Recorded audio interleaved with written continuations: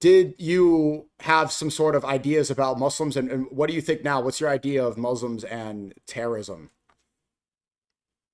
Well, in order to dissect and dismantle and confront and refute the war on terror, there was no way to avoid the extreme anti-Muslim themes that were pervasive throughout it. I mean, that was the villain. You know, every war needs a villain. You need to scare people about an enemy, and the enemy was Muslim. Were Muslims. It wasn't just Al Qaeda. It was Muslims, and obviously the biggest enemy of Muslims currently in the world are Israelis. And they have a huge interest in making like the main Israeli goal is to make Americans believe that Israel's enemies are American enemies. And they instantly saw with 9/11, regardless of what you think of the cause, the benefits that were going to accrue to Israel, which is that Americans were going to be focused in a very aggressive and hateful way on Muslims. So confronting that propaganda, understanding where it comes from, understanding the reality of Muslims became a very important part of my work because there was no way to do it. You know, just like confronting media and the way media works. Um, and also, it was really interesting because I was a very outspoken, you know, like I don't really you like what right and left labels. The one kind of label Same. that I embrace is civil libertarian. Like I really believe in the Constitution. I believe in like constraining anybody with power. I think the most dangerous thing, no matter who it is to allow a person or a group to get unconstrained power. That's down that road always lies just huge abuses. Um, and so I was a huge defender of the civil liberties of Muslims because they were attacked in so many ways, restraining their speech, rounding them up, arresting them without any due process, abusing the subpoena power to basically treat them like criminals. I mean, to say nothing of all the propaganda that was infusing Americans with hatred toward, 2 billion people, 2 billion people plus.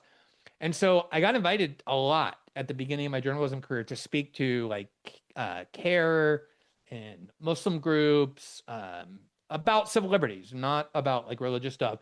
And so I spent a lot of time in Muslim communities. Like I spent a lot of time in with Muslim organizations. And honestly, I really believe that, and it's going to sound so kind of trite and rosy-eyed and even like liberal.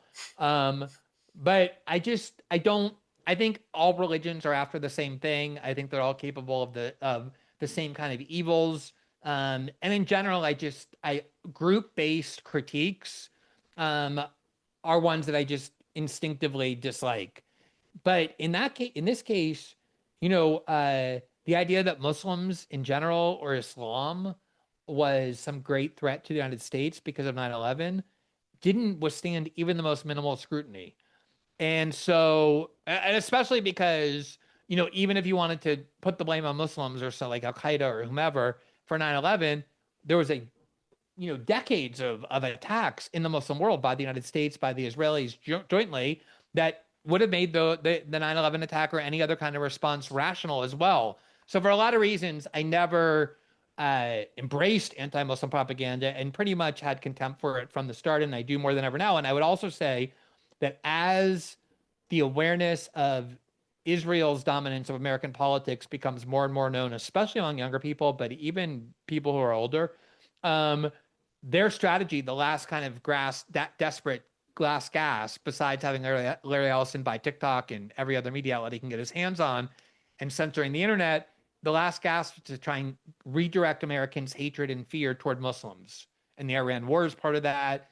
Islamic immigrants are part of that. That is the Zionist Israeli plan to blind Americans to the fact that they're seeing Israel as a real threat, as they should to their country and their well-being and their future, and redirecting it to Muslims. So it's a crucial part to combat that if you want people to see the truth. Absolutely agree. Glenn Greenwald,